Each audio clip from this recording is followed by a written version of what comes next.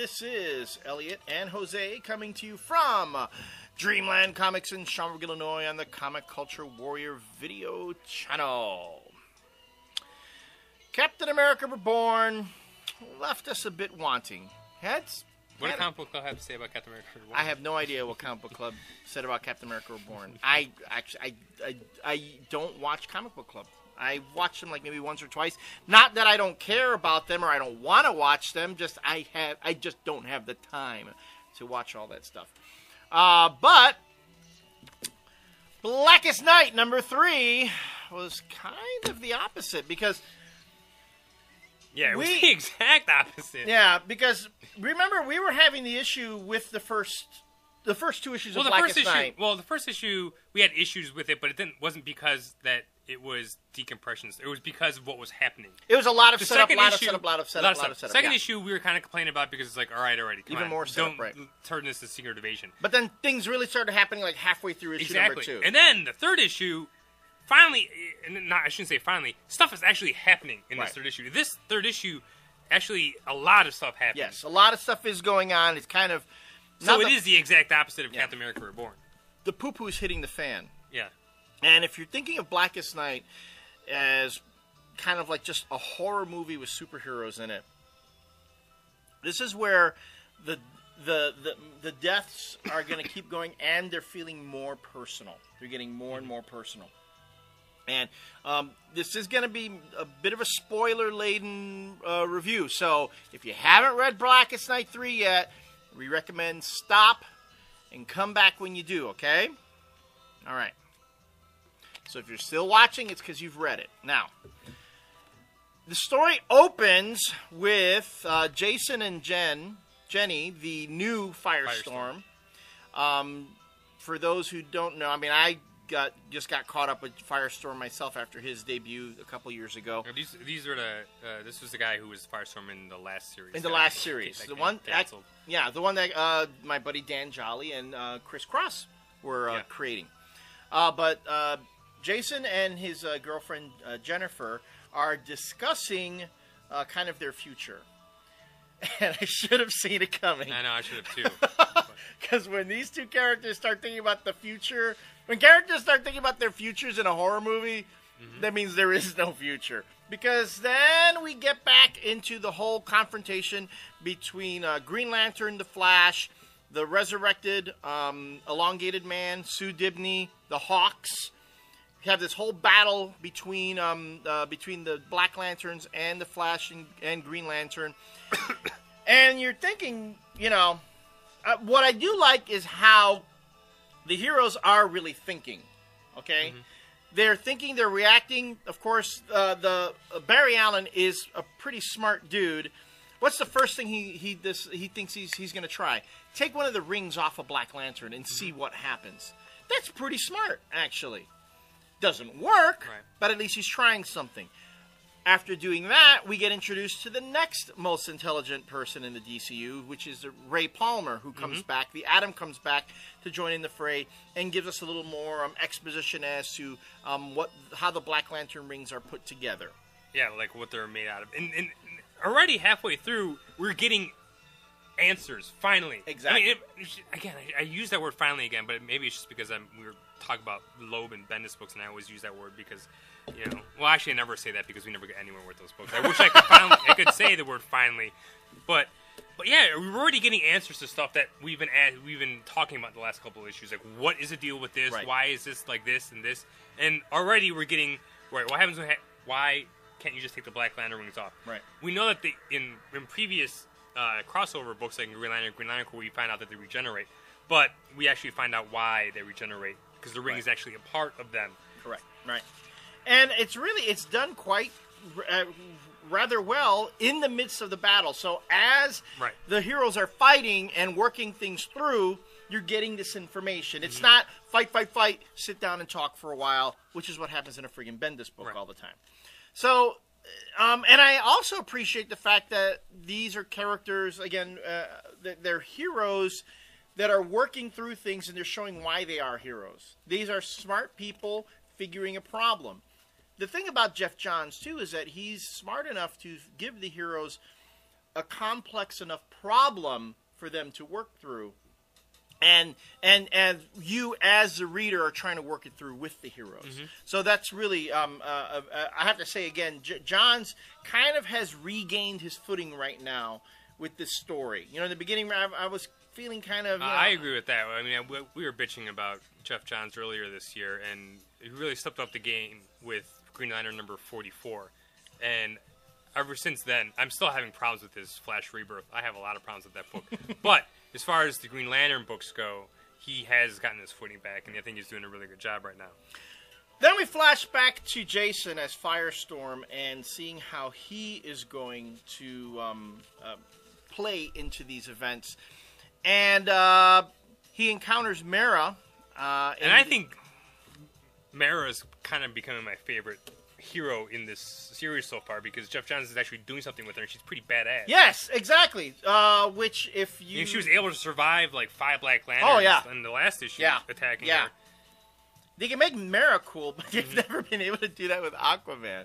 I know. I never thought about it. That's pretty funny, though. But that was a thing that I know John Suntress had brought up in our conversation, that Johns had told him he was going to take Mara's characterization and really do stuff with her. So we're seeing that happen now. But what's going on?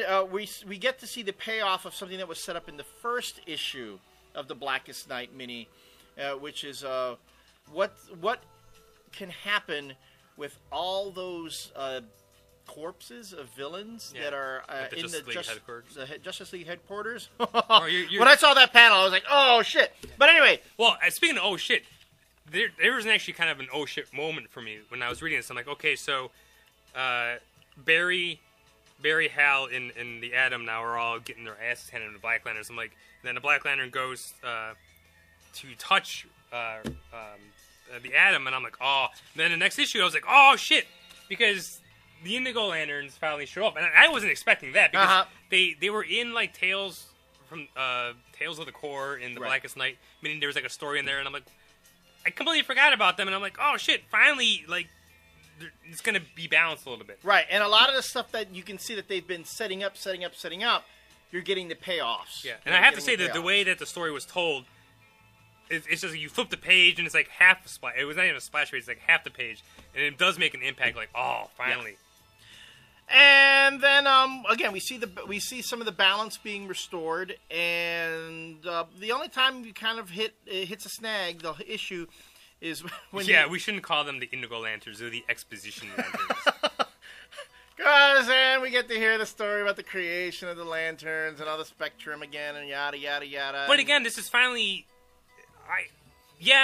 we thought it was kind of slow, but I think that this was important to finally get to, and I'm glad that they did it in the third issue. Should have done it in the second one, but to get those new readers. Because we have a lot of people who are coming in the shop who have never read comics before, whose friends have been telling them, you should be, if you like zombies, you should be reading. Yeah. A lot of new customers for Blackest Night, and I know that those people probably really appreciated these next 4 pages. That makes sense. You're right. That makes sense. I mean, it did run a little long, but it's something that you need in there because, correct, one of the things that I have enjoyed about the Blackest Night miniseries is that it is fairly self-contained, and you don't have to read all the other things, and this gives you another important bit of information that if you don't read the other Lantern books, or you're really a newcomer to this sort of thing... At least it tells you the important parts. It gives you the important parts. Right, exactly. Right.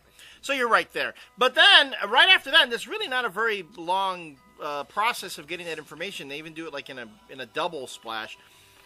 Then we jump back into the heroes dealing with the situation, and we get back to Jason and Jen in the Justice League Watchtower, and in what has to be one of the most painful and heartbreaking scenes you're going to see in comics. Jeff Johns is one cruel son of a bitch for putting Jason through this. I mean, that is a really, really heartbreaking moment. For Jason to essentially see the death of his girlfriend, play a part in her death, and not be able to do a single thing about it, that was just downright heartbreaking. And then, just as you're down and you think you're out, you get to the very last page and you get the payoff to the setup in issue number 1, and you're like, how is balance going to be restored after this? You know, I don't know. It's just to say, this series, I mean, it's doing everything that you would expect it to do. Exactly, and we were complaining in the second issue, like I already said before, but it kind of got me back with the third issue. I'm like, all right, well, at least now they're explaining everything. Right. Not everything, but like 80% of the stuff that I've been wondering about. They still haven't mentioned why, like what the deal is with the Black Lanterns being all over, like the rings affecting Hal Jordan and Barry Allen. Obviously, it was because they were dead and they came back alive. Right. But they still haven't dealt with that whole issue. Right. And the only concern I have is that this is issue number 3 of 8, and that seems like, you know, that just seems kind of like a lot. So 8? Well, 8 yeah. Issues, you know. Well, that was one of those things. I was like, oh, is it 8 issues because like 8 issues worth of story that should have been in 4? Right. Well, but, I don't know. I mean, we get a lot in the first 3 issues already. Yeah, so no, I'm not we really have gotten a lot of setup. So we'll see how epic. I mean, obviously, it's going to get bigger before things get resolved. Starting in November, it's going to start breaking into the actual regular DC universe. It's going to break out of the minis and this mini, and it's going to go into like Rebels and books like that, which I think is going to be awesome. Yeah, no, it's good, especially to pull in some of those other second tier titles into the event, and hopefully get those books. You know, get people. Yeah, and I like how they. This is exactly what I was going to say, I think, is that I like how Black Knight just kind of started, and there's a prelude in Green Lantern Corps, because those are the Green Lantern books that led into this, and then they came out with the like 3-issue minis that they're doing, and then from there, it's going to go into the regular books. It didn't start off like every DC book was Black Knight like right away. Right. They're like building and building and building until it actually makes sense, because it's just the Black Lanterns are getting together. They're gathering more and more, and they're expanding, and it makes sense to start off small in the books and then start expanding, just like the story is taking place. And to me, that makes sense. Right. And it's also trying to help some of the lower tier books, as opposed to friggin' Dark Reign, which is only trying to help the big books. You know, the Dark Avengers and X-Men do not need help selling more issues. So, all right. So hey, Blackest Night number 3. Pretty good. I enjoyed it, and you know, you guys know me from the beginning. I wasn't terribly on the whole Blackest Night kick, but I've actually been enjoying it. So, kudos to Johns and Company. When we come back, we'll have some more reviews. We hope you join us.